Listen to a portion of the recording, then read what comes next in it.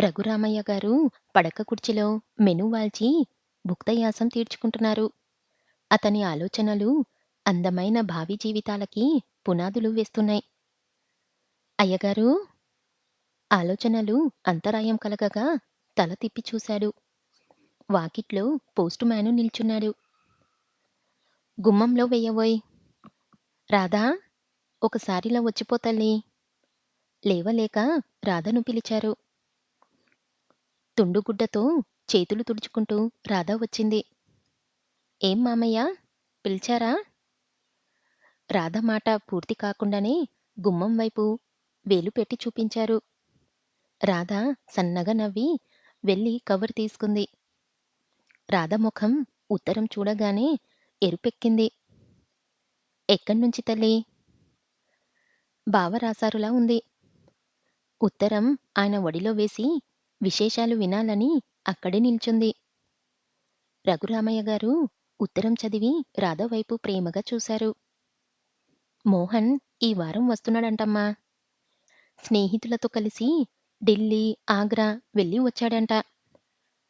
ఆయన మాట పూర్తి కాకుండానే బాణంలా దూసుకోవచ్చింది ఉష. ఎవరు ఢిల్లీ వెళ్లారు నాన్నా? వెనకాలే బాలు కూడా వచ్చాడు. అప్పుడే వచ్చేశావమ్మా? పో నాన్నా, నేనడిగిందానికి సమాధానం చెప్పవు? పరీక్షలు అయిపోయాయిగా, అందుకే తొందరగా వదిలారు. అన్నయ్య ఢిల్లీ వెళ్ళాడమ్మా అని ప్రేమగా కూతురి ముంగురోలు సవరించారు. ఛీ, అన్నయ్య చెడ్డవాడు నాన్నా, నన్ను తీసుకెళ్ళలేదు.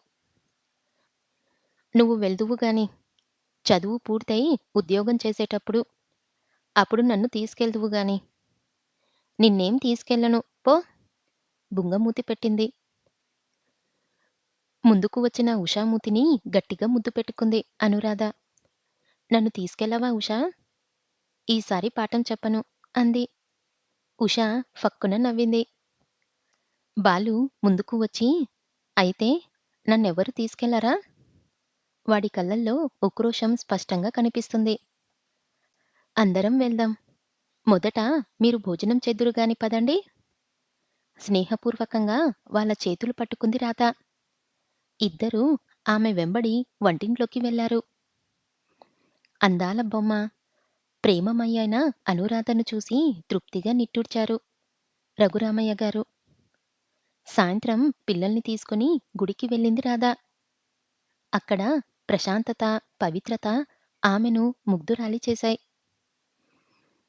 గర్భగుడిలోకి వెళ్ళి రంగనాయకుని దర్శనం చేసుకొని ఆయన గురించి వాడుకల్లో ఉన్న విషయాలు కథలుగా మార్చి పిల్లలకు చెబుతూ బయట వచ్చింది. ఆ ఆహ్లాదకరమైన వాతావరణం విడిచి ఇంటికి వెళ్ళాలని అనిపించలేదు.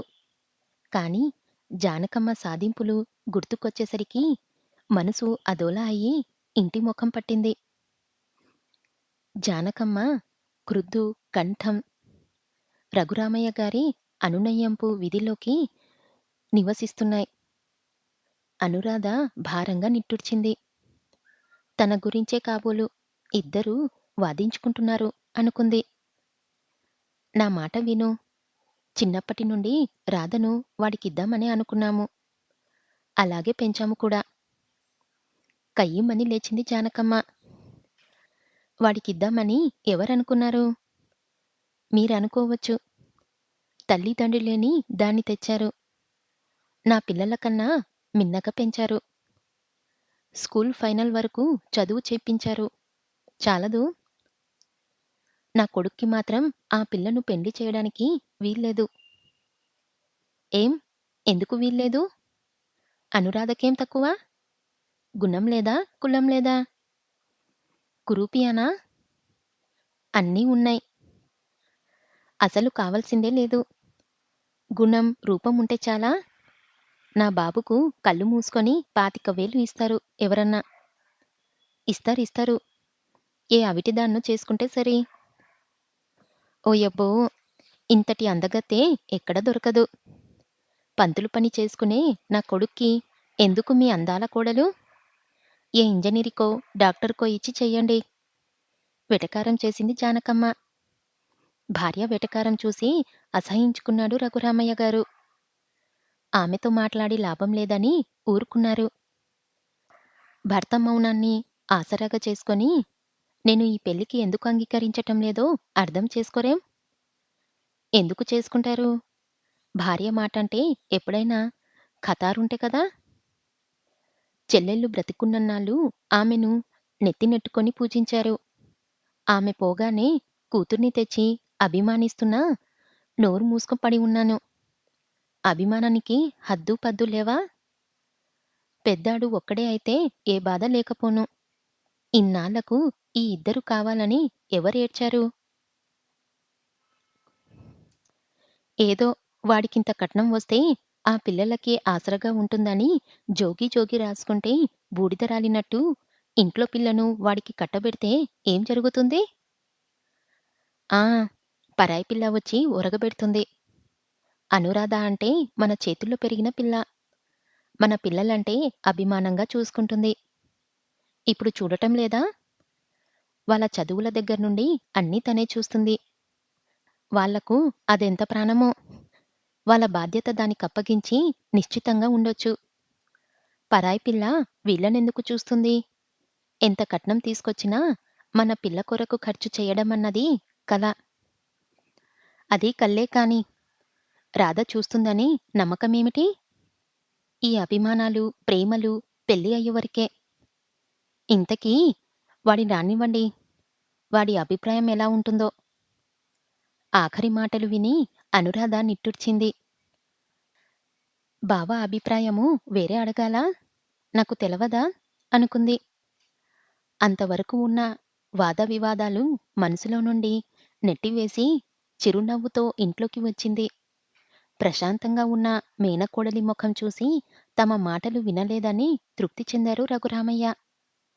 ఇంతవరకు గుడిలో ఏం చేశావు? ఏదైనా అంటే అత్త రాచి రంపన పెడుతుందంటారు. జానకమ్మ సాధింపు మొదలుపెట్టింది. తను కలగజేసుకుంటే ఇంకా రభస జరుగుతుందని మిన్నకున్నారు రఘురామయ్య. మోహన్ ఇంట్లో అడుగు పెట్టగానే బాలు, ఉష అన్నను వాటేసుకున్నారు. అన్నయ్యా! నాకు రిబ్బన్లు తెచ్చావా? అన్నయ్యా! నాకు క్రికెట్ బ్యాట్ తెచ్చావా? అబ్బబ్బా! ఏం పిల్లలో! వాణ్ణి ఇంట్లోకి రానియ్యండి. జానకమ్మ పిల్లల్ని కసురుకుంది. మోహన్ చిరునవ్వుతో తమ్ముణ్ణి, చెల్లెల్ని చెరో చేత్తో పట్టుకొని ఇంట్లోకి వచ్చాడు. అమ్మా! నాన్నగారు లేరా? మోహన్ మాటలకు రిక్షావాడు అడ్డు తగిలాడు. సామాన్లు చూసుకొని నన్ను పంపియండి బాబూ. మోహన్ సామాన్లు చూసుకొని వాడికి చిల్లర ఇచ్చి పంపించాడు. గదిలో నుండి ప్రఫుల్ల వందనంతో రఘురామయ్య గారు వచ్చారు. ఏరా ఇదేనా రావటం? ఊళ్ళు తిరిగావేమో, చిక్కిపోయావు. ఆగ్రా నుండి ఎప్పుడొచ్చావు? మొన్ననే వచ్చాను. ఏం బాలూ, పరీక్షలయిపోయాయా? ఓ, రేపు రిజల్ట్స్. గర్వంగా తలెగరవేశాడు. మోహన్ కళ్ళు ఇంకెవర్నో వెతుకుతున్నాయి. అది గమనించిన రఘురామయ్య గారు దరహాసవందనంతో కోడల్ని పిలిచాడు. అమ్మాయి రాధా! బావొచ్చాడమ్మా! కాఫీ గీఫీ ఇచ్చేది లేదా? జానకమ్మ మొహం చిట్లించుకుంది.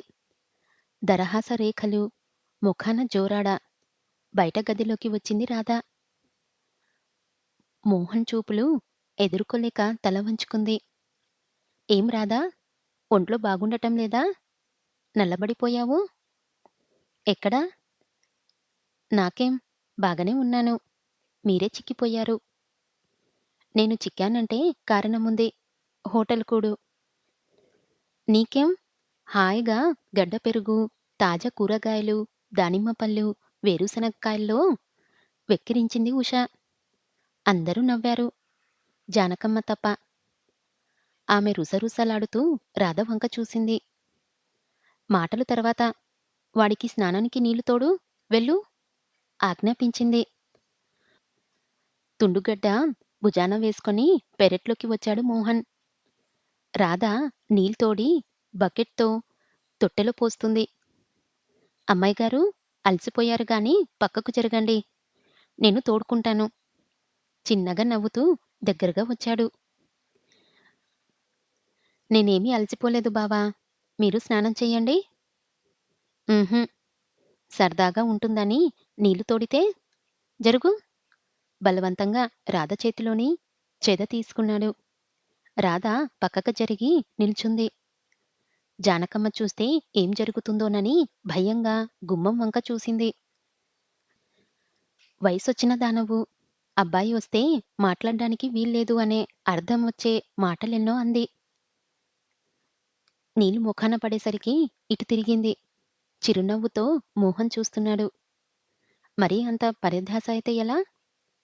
జవాబు చెప్పకుండా కొంగుతో మొహందందుకుంది. అంత మౌనమెందుకో? గృహిణి లక్షణమా? లేక స్నానం కానియండి బావా! అత్తయ్య కనిపెట్టుకుంటుంది. ఇంట్లోకి పోవడానికి రెండడుగులు వేసింది. చటక్కున రాధ చెయ్యి పట్టుకున్నాడు మోహన్. వదిలించుకోవాలని చూసింది.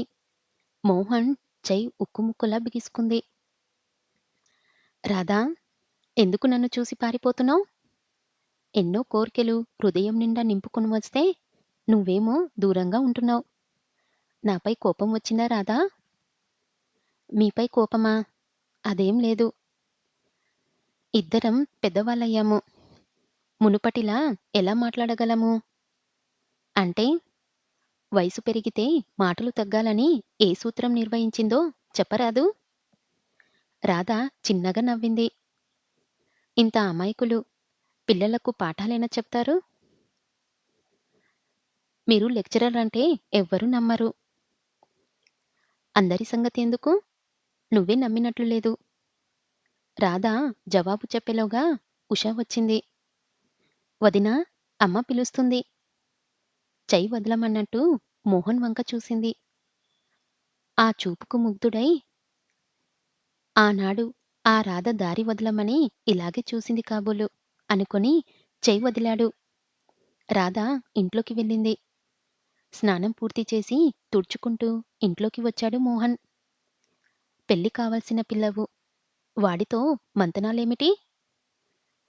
జానకమ్మ అనురాధను దులిపేస్తుంది. మంతనాలేమున్నాయి? బావ మాట్లాడిస్తే మాట్లాడాను. వాడికేమిటి? మొగమహారాజు. నీళ్లు తోడడం ఇంతసేపా? రాధ జవాబు చెప్పలేదు. ఇంట్లోకి వచ్చే కుమారుణ్ణి చూసి కొంచెం తగ్గింది జానకమ్మ. అనురాధ ముభావంగా ఉండటానికి కారణం ఊహించాడు మోహన్. జానకమ్మ కుమారునికి స్వయంగా వండి వడ్డించింది. దగ్గరుండి కొసిరి కొసిరి తినిపించింది. తల్లి వేసే ప్రశ్నలకు ఓపికగా జవాబులు చెప్తూ భోజనం ముగించాడు మోహన్. ఉత్సాహంగా అన్నను పలకరించవచ్చిన పిల్లలను కసిరి కొట్టింది జానకమ్మ. అనురాధ మోహన్ కంట పడకుండా ఉండేందుకు చెయ్యవలసిన ఏర్పాట్లు చేసుకుంది. మోహన్ ముఖం కడుక్కొని కాఫీకి వచ్చినప్పుడు రాధకు వంటింట్లో చేతినిండా పని అప్పగించేది. భోజనాల టైంలో ఏదో పని చెప్పి బయటకు పంపేది. రాధ అందానికి కుమారుడు భ్రమసిపోతే అందం కొరుకు తింటారా? ధనమూలం మినం జగత్ అన్నారు. ఆ రోజు సాయంత్రం తల్లి ఇచ్చిన టీ తాగి ఊళ్ళోకి వెళ్ళాడు మోహన్. జానకమ్మ గుడికి వెళ్ళే సమయం. రాధా, నేనలా గుడికి వెళ్ళొస్తాను. వంటవగానే అప్పడాలు వేయించు. అన్నిటిపైన మూతలు పెట్టు. చల్లారితే మోహన్ తినడు. అమ్మా, మేము నీతో వస్తామే. బాలు, ఉష వెంటపడ్డారు. పదండి. ఆ రోజు ఎవర్నీ తిట్టదలుచుకోలేదు. ఆమె భగవంతుడికి తన కోరిక తెలుపుకోవడానికి వెళ్తుంది. రాధ పనులన్నీ ముగించుకొని హాల్లోకి వచ్చింది. ఆమె మనసు అల్లకొల్లలంగా ఉంది. అత్త అభిమతం వేరు. మామ మాటల తీరు ఇంకో విధంగా ఉంటుంది. భావభావాలు ఏమిటో ఇదే ఆలోచనలతో కొట్టుమిట్టలాడుతుంది. మొదటిసారిగా తల్లిని తలుచుకొని బాధపడింది. డబ్బే ఉంటే అత్తయ్య ఇలా మాట్లాడేదా? మామయ్య మాత్రం ఏం చేస్తాడు? తన చేతనైనంత వరకు చేశాడు. ఎవరడ్డు పెట్టినా వినకుండా స్కూల్ ఫైనల్ వరకు చదివించాడు. రాధ ఉలిక్కిపడి చూసింది. స్నేహపూర్వకంగా నవ్వుతూ కనిపించాడు మోహన్. నిజంగా ఈ ఆలోచన ముద్రలో ఎంత బాగున్నావు రాధా! అలా పిచ్చిగా చూస్తావేం? మాటలు రావా? అమ్మేది? గుడికెళ్ళింది బావా! తడబడుతూ చెప్పింది. అయితే తమరొక్కరే ఉన్నారన్నమాట. మత్తుగా చూశాడు. ఆ! త్వరగా లేచి పోబోయింది. ఎందుకు రాధా! నన్ను తప్పించుకు తిరుగుతున్నావు? ఈ నల్ల బావంటే అసహ్యం వేస్తుందా? బావా! నిస్సహాయంగా చూసింది. నేను అనాథను. నాకు అమ్మా నాన్న లేరు. ఆస్తిపాస్తులు లేవు. మామయ్య దయాభిక్షపై ఆధారపడి జీవించేదాన్ని. మీతో ఎలా చనువుగా ఉండగలను? ఉన్న లోకం వార్షిస్తుందా? ఆవేశంగా మాట్లాడింది. అశ్రుధారలు చెంపలను తడిపాయి. మోహన్ హృదయం అర్థమైంది. చటుక్కున ముందుకు వచ్చి రాధను అక్కున చేరుకొని కన్నీరు ఒత్తాడు. ఛ! ఊరుకో రాధా! అమ్మ మాటలు అంత సీరియస్‌గా తీసుకొని బాధపడుతున్నావన్నమాట. పిచ్చిదానవు రాధా! ధనం లేదని ఎవరన్నారు? నీ గుణం, రూపనందాలు ఎవరికున్నాయి? నా గుండె చీల్చి చూడు. అక్కడ నీ రూపమే ప్రత్యక్షమవుతుంది. నాపై నమ్మకం లేదా రాధా? నా అదృష్టంపై నాకు నమ్మకం లేదు. నువ్వు అదృష్టవంతురాలివి రాధా! కాదని ఎవరూ అనలేరు. అవును. మీలాంటి భర్త దొరకడం అదృష్టం కాదా? నేను దొరికినందుకు కాదు. క్రిందటి సంవత్సరం ఫైనల్స్ రాశాక ఓ ఫ్రెండు వచ్చాడు. గుర్తుందా? అతనికి నువ్వు నా కాబోయే భార్యవని చెప్పాను. ఏమన్నాడో తెలుసా? ఒరేయ్! అంత స్వార్థం పనికిరాదురా!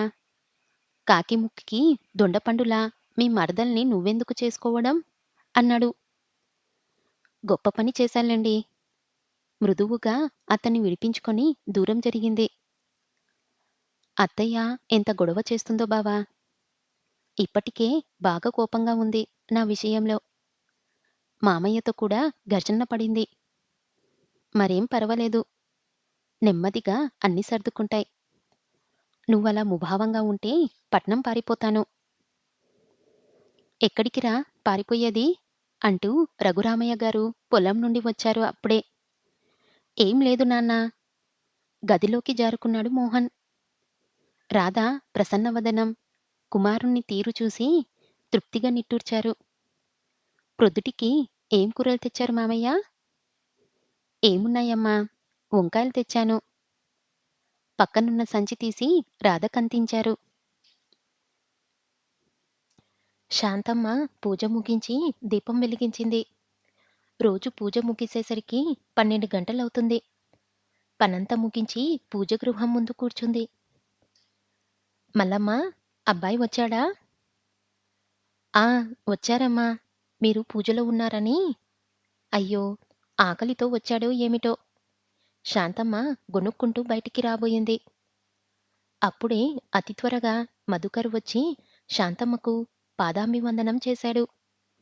ఆయనతో కూడా ఒక అందాల బొమ్మ ఉంది. ఆ అందాల బొమ్మ వంగి వంగనట్టు నటించి నమస్కరించింది.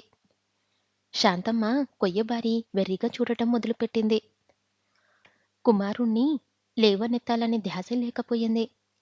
మధుకర్ తనే లేచి ఆ యువతి చేయి పట్టుకొని తల్లి దగ్గరగా నడిచాడు. ఏం గొడవ జరుగుతుందోనని భయపడుతూ నిల్చుంది మల్లమ్మ. అమ్మా! ఈ నా సాహసాన్ని మన్నించమ్మా! కులంతర వివాహం నువ్వు ఇష్టపడవని ఇలా చేశాను. మధుకర్ ప్రాధేయపూర్వకంగా తల్లి వంక చూశాడు. ఈసారి శాంతమ్మ దృష్టి చల్లించి కుమారుణ్ణి, కొత్త అమ్మాయిని మార్చి మార్చి చూసింది. దంతపు బొమ్మలా ఉంది. అలంకరణ మాత్రం ఉబ్బెట్టుగా తోచింది. చెంపల దగ్గర పైకి దువ్వి పిన్నులు పెట్టి 2 జడలు, తల నుండి నడుము వరకు వేలాడే మల్లెల మాల, చెవుల నుండి భుజాలనందుకోవాలని ప్రయత్నించే లోలాకులు, పెదాలకు రంగు, అందులో ఏ ఒక్కటి శాంతమ్మకు నచ్చలేదు. తను ఊహించుకున్న అనుకూలవతి ఈ కోడలేనా? తల్లి మౌనంగా ఉండటం చూసి బాధపడ్డాడు మధుకర్. అమ్మా! నన్ను ఆశీర్వదించటానికి ఆలోచన అవసరమా? నా ఆశీర్వాదం ఎందుకు నాయనా? అడ్డాల నాటి బిడ్డవు గనకనా? జన్మనించినందుకు పెంచాను. నా బాధ్యత తీర్చుకున్నాను. మంచి చెడు అర్థం చేసుకునే వయసు వచ్చింది నీకు. అలా అనకమ్మా! ఎంత పెద్దవాడైనా నీ కుమారుడినే. ఆ సంగతి నీకు గుర్తుందని నమ్మమంటావా మధూ? అమ్మా! నాన్న ఎలా ఉండేవారో లీలాగా కూడా గుర్తులేదు. నాకు అమ్మవు నీవే, నాన్నవు నీవే అయి పెంచావు. పసితనం నుండి ఎన్నో తప్పులు చేస్తే క్షమించావు. నా తప్పిదాన్ని మన్నించమ్మా! నన్ను అర్థం చేసుకో. ఏం కోడలు నచ్చలేదా? నీకు నచ్చి చేసుకున్నావు. నా ప్రసక్తి దేనికి? ఆ మాట నాతో చెప్తే సంతోషించేదాన్ని. సాటివారిలో తలవంపులు తప్పేవి. సరే వెళ్ళండి. నీ సుఖం కంటే నాకు కావాల్సిందేమీ లేదు. మల్లమ్మ, అమ్మాయికి కావాల్సినవి చూడు. నీ పేరేమిటమ్మా? కుమారునితో వచ్చిన అమ్మాయి వంకకు తిరిగింది.